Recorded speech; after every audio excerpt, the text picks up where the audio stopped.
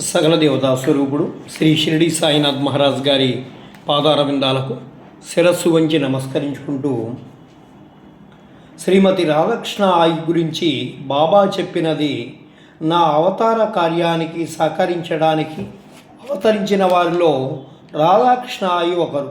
శ్రీ దాసగణు మహారాజు, శ్రీ అన్నాసాహెబ్ దబోల్కర్ ఉరఫ్ హేమడ్ పంత్, శ్రీమాన్ బూటి, శ్రీ మహల్సాపతి, శ్రీ శ్యామ, శ్రీ కాకాసాహెబ్ దీక్షిత్, శ్రీ నానాసాహెబ్ చందోర్కర్తో పాటు శ్రీ రాధాకృష్ణ ఆయి కూడా నా కొరకు అవతరించినటువంటి ఒక అపరిపక్వ ముక్తాత్మ అయి ఉన్నది అని చెప్పి చెప్తాడు.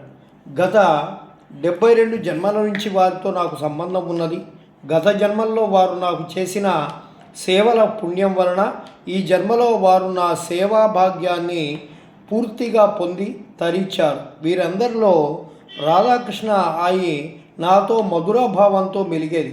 ఈమె ద్వాపర యుగం నాటి గోపికల మధుర భక్తిని జన్మ జన్మలుగా అనుసరిస్తూ వచ్చింది. గత జన్మలో ఈమె నాతోటి అనుబంధాన్ని, రాధాకృష్ణ బాంధవ్యాన్ని వాంఛించేది. తాను రాధగా, నన్ను శ్రీకృష్ణుడిగా భావిస్తూ ఆరాధించేది. అయితే ఆ భక్తిలో స్వార్థం ఉండేది.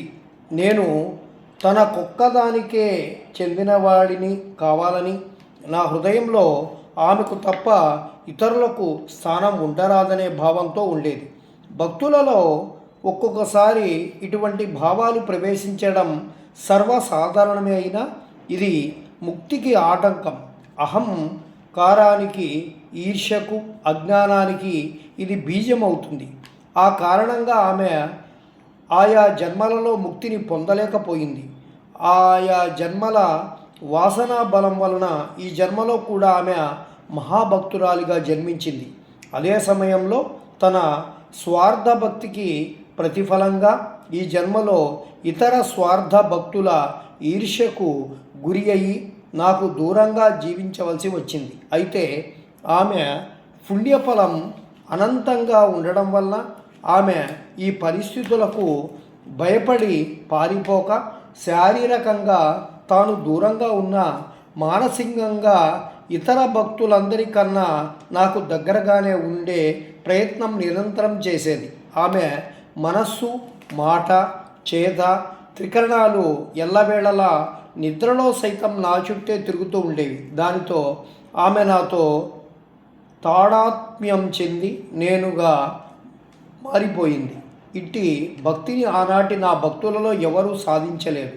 తనకు జరిగే అవమానాలన్నీ తన పూర్వజన్మ కర్మలుగా భావించి ధైర్యంగా నవ్వుతూ వాటిని స్వీకరించిన ధీశాలి రాధాకృష్ణ ఆయి. నేను ఆమెను ఎంత కఠినంగా శిక్షించితే ఆమె నన్ను అంతగా ప్రేమించేది, ఆరాధించేది.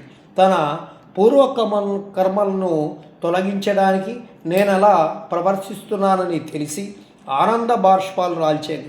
కష్టాలు వస్తే భక్తులు ఎవరైనా మేము ఇంత చేసినా బాబా మమ్మల్ని కరుణించట్లేదే అని దిగులు పడతారు. కొందరైతే నన్ను వదిలి ఇతరులను ఆశ్రయిస్తారు. కానీ రాధాకృష్ణ ఆయి అలా కాదు. నేను ఎన్ని కష్టాలు, అవమానాలు కలిగిస్తే అంత ఎక్కువ నన్ను ప్రేమించేది. అది ఎవరికైనా సాధ్యమా అంటే అసాధ్యమనే చెప్పాలి. ఒక నిష్కామ భక్తులను, శ్రద్ధాభక్తులకు, ప్రేమ భక్తులకు తప్ప. అందుకే ఆమె తన పూర్వజన్మల అజ్ఞాన భక్తిని, అహంకార భక్తిని వదిలి ఈ జన్మలో శుద్ధ భక్తిని సాధించగలిగింది.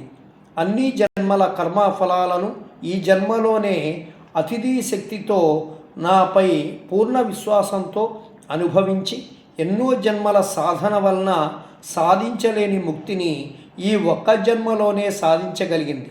పైకి కుష్ఠరోగిగా కనిపించినటువంటి బాగోజీ షిందే ఎలా అదృష్టవంతుడో, నిరంతరం నా సాన్నిధ్యాన్ని కోరి కఠిన దారిద్ర్యాన్ని అనుభవించిన మహల్సాపతి ఎలా అదృష్టవంతుడో, అలాగే శ్రీమతి